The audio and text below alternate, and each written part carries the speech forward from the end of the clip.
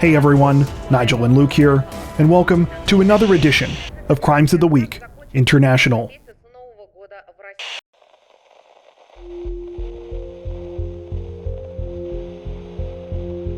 Representatives from Australia's Victoria Police say that 2 suspects have been arrested this week and they are currently searching for 2 others, following a disturbing attempted carjacking attack on a lone female driver.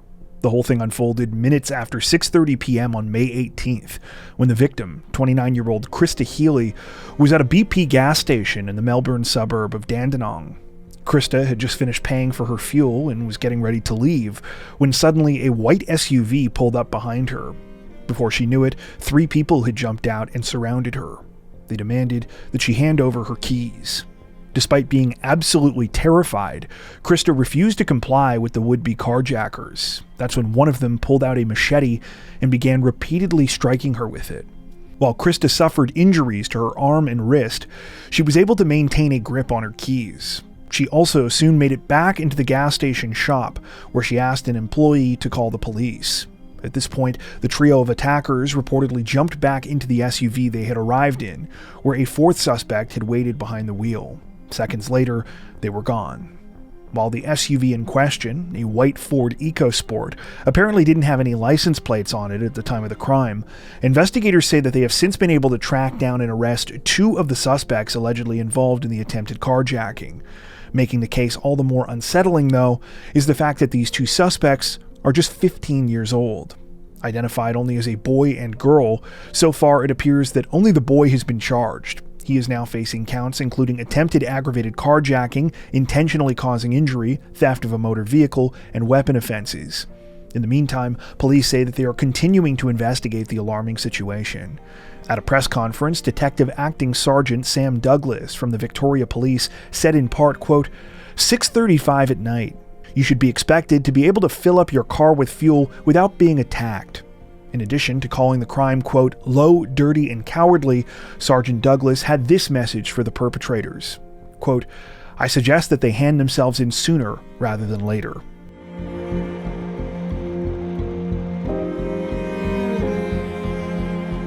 Representatives from the Hong Kong police force say that a teenage boy has been arrested in connection with an unsettling and confusing incident this week after he allegedly had a violent meltdown and attacked one of his teachers during class after being told to stop eating. The whole thing apparently unfolded at around 9 a.m. on May 14th at the Carmel Allison Lam Foundation Secondary School in Hong Kong's Kwai Chung district. According to reports, the 14-year-old suspect, who has not been identified by name, was in the middle of one of his morning classes when he was scolded by his 58-year-old teacher for eating bread. Despite this being a totally normal interaction up until this point, the teen's response to being told to put the food away was pretty next level. It's now alleged that after being reprimanded, he grabbed a woodworking chisel and attacked his teacher, cutting him in the face and neck. Though the injuries the 58-year-old suffered were described as minor, he apparently still needed to be hospitalized. Making the situation all the more strange is that according to local media sources, prior to this unhinged episode, the student and teacher had a good relationship. Honestly, it kind of just makes me want to know what this bread was that was so good it was worth immediate physical violence. Unfortunately, though, all police have said is that the 14-year-old was arrested on suspicion of assault occasioning actual bodily harm, and that the incident remains under investigation.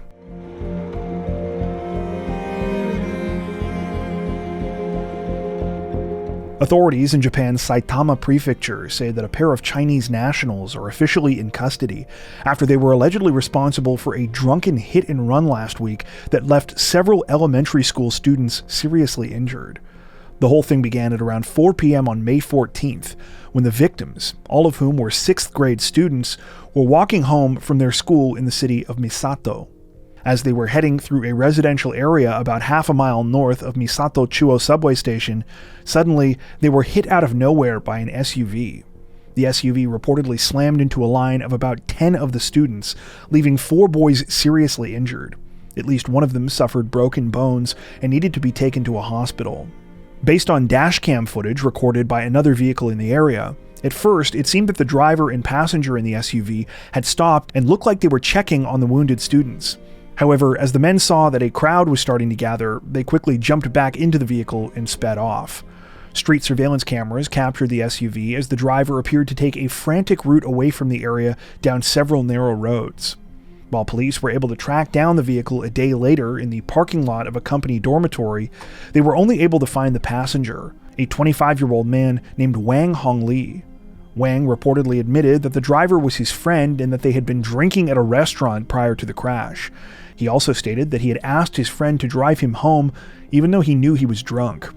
Even with the information from Wang, it apparently wasn't until May 18th that police were able to arrest the driver, now identified as 42-year-old Deng Hongpeng. Deng, another Chinese national, reportedly turned himself into police at 8:30 a.m. that day, telling officers he was the person they were searching for. Despite surrendering, police say Deng offered an excuse for fleeing the scene of the drunken accident. He claimed that he and Wang only left because the victims said they were all right. Of course, authorities allege this is not true. Deng and Wang are both now in custody and are expected to face formal charges in the coming days.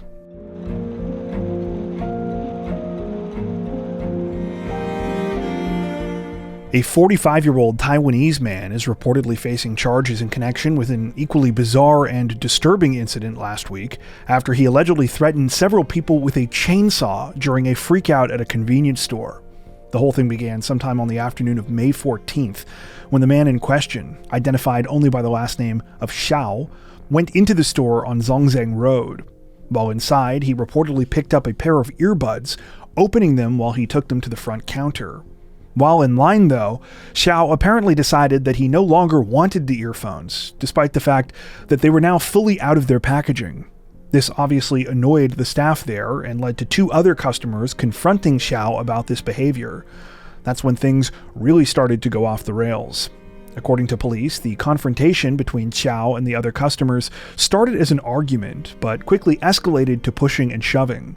And while it initially seemed like the altercation had ended when Xiao left the store, it turned out he was actually just grabbing a chainsaw from his vehicle. When he returned moments later, he allegedly began waving it around and threatening people. Thankfully, though, before things turned into a potential tragedy, the 45-year-old was tackled by a couple of other bystanders. They managed to hold him until police could arrive.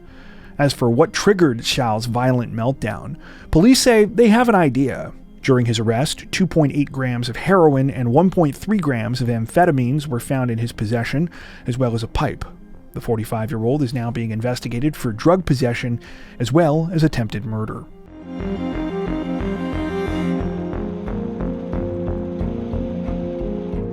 Authorities in South Korea's Gyeonggi province say that a man has been arrested this week following a disturbing and violent crime spree that left 2 people dead and 2 others seriously injured. According to local media sources, the whole thing began at around 9:30 a.m. on May 19th, when police were called about an attack at a convenience store in the city of Siheung. Officers responded to the scene to find the store's female owner, a woman in her 60s, suffering from stab wounds. She was rushed to a nearby hospital with life-threatening injuries. Though the male suspect allegedly behind the attack had fled by the time police arrived, they were able to come up with a possible identity when they found evidence related to the vehicle he'd been driving. The vehicle was registered to a man that lived at a nearby property. However, that's when things got much stranger. You see, when police showed up there, they discovered the car owner dead inside. It was clear from his injuries that he had been murdered and that the crime had happened at least a couple of days earlier. Things got even more unsettling when a few hours later, another stabbing attack was reported less than a mile away from the convenience store crime scene. This time, a man in his 70s had been stabbed. He also suffered life-threatening injuries and was hospitalized. Around this time, though, authorities finally started to figure out what was going on. All of these victims turned out to be connected to a 56-year-old man named Cha Chol-nam. According to reports, Cha is a Chinese national of Korean ethnicity who had been living in South Korea for well over a decade. When police went to Cha's home, which happened to be about 200 yards away from where they had found that body, they made another disturbing discovery. There was a second deceased victim inside of Cha's house. Not only that, but it was discovered that he was the brother of the other murder victim. Cha was finally tracked down and arrested that same evening, after which he reportedly confessed to the string of violent crimes. During conversations with police, he told them that he had killed the two brothers, who were also Chinese nationals of Korean descent, because they had borrowed the equivalent of about $21,500 from him and never returned it. Cha claimed that he had lent the brothers the money in multiple installments beginning in 2013, and he had finally gotten fed up of waiting to be paid back. He explained that on May 17th, he invited the first victim over to his house for drinks, then beat him to death with a blunt object. Later that day, he went over to the brother's house and did the same thing. As for the two stabbing victims, these were apparently other people Cha had grievances with. He said the female convenience store owner had been gossiping about him, and that the man in his 70s was his landlord who'd been ignoring him. Unlike the two murders, Cha claimed that the stabbings were not premeditated. At the time of this recording, Cha remains in custody and is expected to face a number of charges. The two injured victims reportedly remain in an intensive care unit at a local hospital.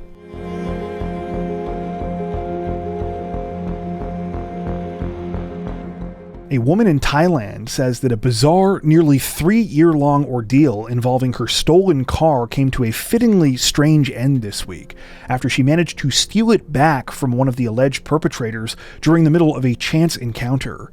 The whole thing reportedly started back in May of 2022, when the victim, a 30-year-old woman named Nam Phan, moved back to Bangkok from a different part of the country. While the actual move went smoothly, she soon ran into a problem with her car. Her new residence didn't come with parking, so she had nowhere to leave the vehicle. It seemed like Nam Phan had lucked out, though, when her friend offered a solution. She said her partner, an unidentified man from China, had a condo nearby and that she could leave the car there. The promise was that the friend would make sure the car was safe, and that any time Nam Phan needed to use it, all she had to do was come by and get her keys. In return, there seemed to be some sort of understanding that the friend could also use the vehicle from time to time. While Nam Phan was initially grateful and agreed to this arrangement, it wasn't long before she realized that she'd been screwed. Anytime she tried to use the car, she was treated to some excuse about how the friend's partner was using it. He was out of town, he needed it for errands, he had taken it to work, stuff like that. Understandably, Nam Phan was angry, and she told her friend that she was going to go to the police. To her surprise, though, the friend encouraged her to do so, even providing information about her partner. Nam Phan filed a report, but it seems like not much was done. Her car never materialized, and meanwhile, she was still forced to make payments on it. This apparently went on for 3 years, until on May 17th, when Nam Phan was on her way to meet someone for a meal.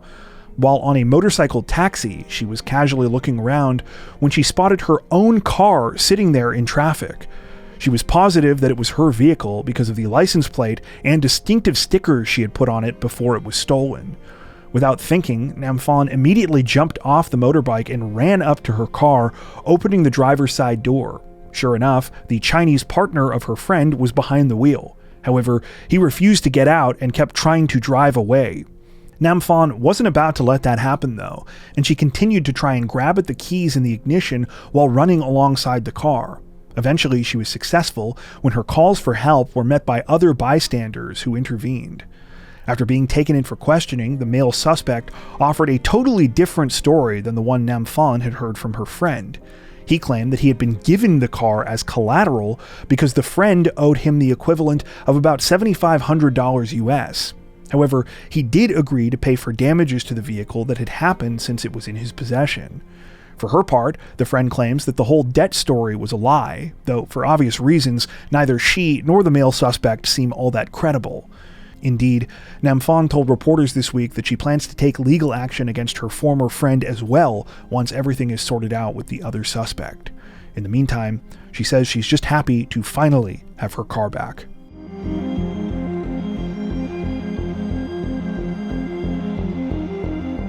Representatives from the Central Finland Police Department say that they are piecing together the details of a disturbing crime this week after a teenage boy allegedly carried out a knife attack at his school, one which allegedly targeted female students and left 3 people injured.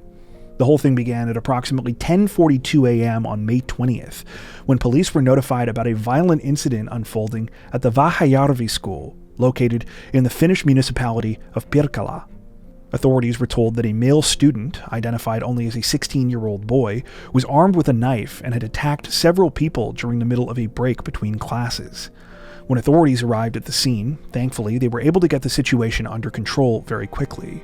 Within 8 minutes, the alleged attacker had been identified and arrested about 500 yards away from the school after fleeing the scene. In the meantime, emergency responders tended to the injured victims. It said that all of them were female students at the school under the age of 15.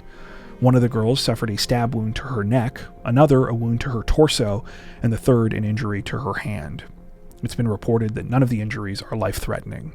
As relieving as this information is, though, the overall circumstances of the situation are pretty dark. Police now say that they not only believe the crime was premeditated, but that the suspect deliberately targeted young women and had been planning the attack for some time. While the exact motive is still being investigated, much of the information comes from a manifesto allegedly written by the 16-year-old suspect. That manifesto was reportedly sent to several Finnish media outlets by the teen sometime either immediately before or during the attack. In it, he reportedly talked about using a knife and stated that he would be targeting female victims. He also wrote that he wanted to do something, quote, significant and exciting, with his goal being to go to prison for between 2 to 4 years. The teen allegedly wrote that he didn't have any friends and that he didn't want any, claiming he'd been planning this for about 6 months and used ChatGPT to help him. Police say that right now they are still in the process of validating whether the manifesto was written by the 16-year-old, though so far the evidence seems to suggest that this is the case. At the same time, they are looking to verify the authenticity of other communications and media linked to the attack. These include videos allegedly recorded of the crime by the suspect on Snapchat, which apparently show him both before the incident in a school bathroom and during the actual attack. There are also WhatsApp messages and posts on social media he is believed to have sent, asking for someone to save these videos and return them to him after his release from prison. Again, at the time of this recording, investigators are still piecing all of this together, and very little has been outright confirmed. What we do know is that authorities have commended both school officials and students for their response during the crime. Despite the terrifying nature of what was happening, police say students and faculty adhered to lockdown and evacuation procedures perfectly, and that the school overall seemed very prepared. They said that this preparedness likely saved lives. Currently, the 16-year-old suspect remains in custody on suspicion of attempted murder. Apparently, the teen was not known to police prior to this week's incident.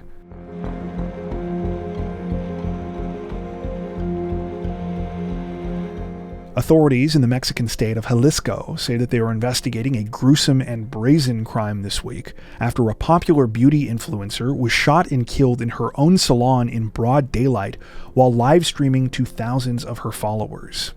The disturbing incident unfolded on the evening of May 13th, when the victim, 23-year-old Valeria Marquez, was hanging out at the salon she owned called Blossom the Beauty Lounge.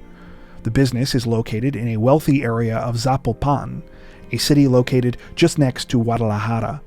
According to reports, Valeria was a well-known model and social media influencer in the area. She first made a name for herself in 2021 when she won the Miss Rostro beauty pageant. Since then, she had racked up more than 300,000 followers between her Instagram and TikTok accounts. That evening, Valeria was live streaming to her many fans and was talking about all of the stuff she'd been doing that day. However, little did she know, one of the topics that came up was about to circle back in an incredibly haunting way. It happened after Valeria mentioned that she'd received a call earlier that day from a friend telling her that a delivery person had come by the salon looking for her. He said that he had a package to drop off, which was a gift, but he didn't want to just leave it because the item was very expensive. Unfortunately, local media sources seem to contradict each other a lot about the specific details here, but from what we can gather, this happened before Valeria was actually at the salon. While she was telling her followers about this, she said the situation kind of worried her because her friend hadn't been able to see this delivery person's face when he tried to make the drop-off. Kind of half-jokingly, she wondered aloud, quote, "Why didn't he just drop it off? Were they going to pick me up, or what?" Just a short time after this, as Valeria was still on the live stream, the mysterious delivery person returned. According to local news outlets, he and another man pulled up outside on a motorcycle before he got off and came inside. After walking into the salon, he walked up to the 23-year-old and asked her if she was Valeria. When she said yes, he immediately pulled out a gun and began shooting her. The horrifying attack was captured from Valeria's perspective as her phone continued recording. In the moments before, she can be seen scanning the room before gunshots ring out and she begins clutching at her stomach and chest. She would ultimately be shot once in the torso and once in the head, in full view of her terrified followers. The footage only cut out after another woman at the salon grabbed the phone and ended the stream.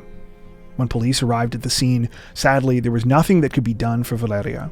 She had no vital signs and was pronounced dead shortly after emergency responders got there around 6:30 p.m. By that time, her killer and his accomplice were long gone. At the time of this recording, police are still looking into the case, and very little information has been released about the investigation.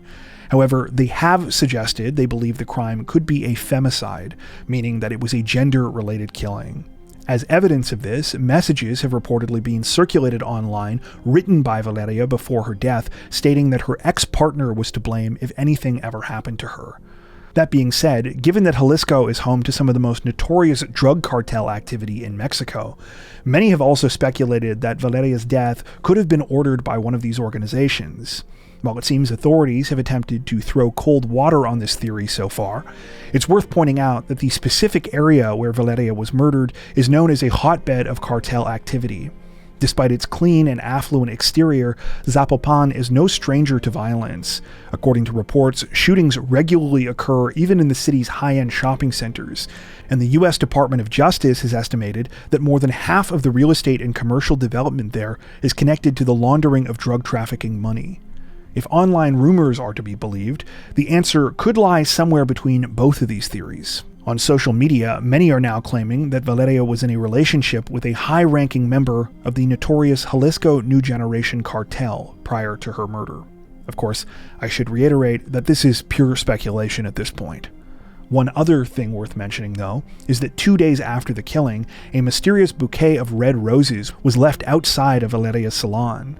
The roses were apparently left in a vase with a ribbon and packed in black decorative paper. They were accompanied by a note that simply said, "Sorry."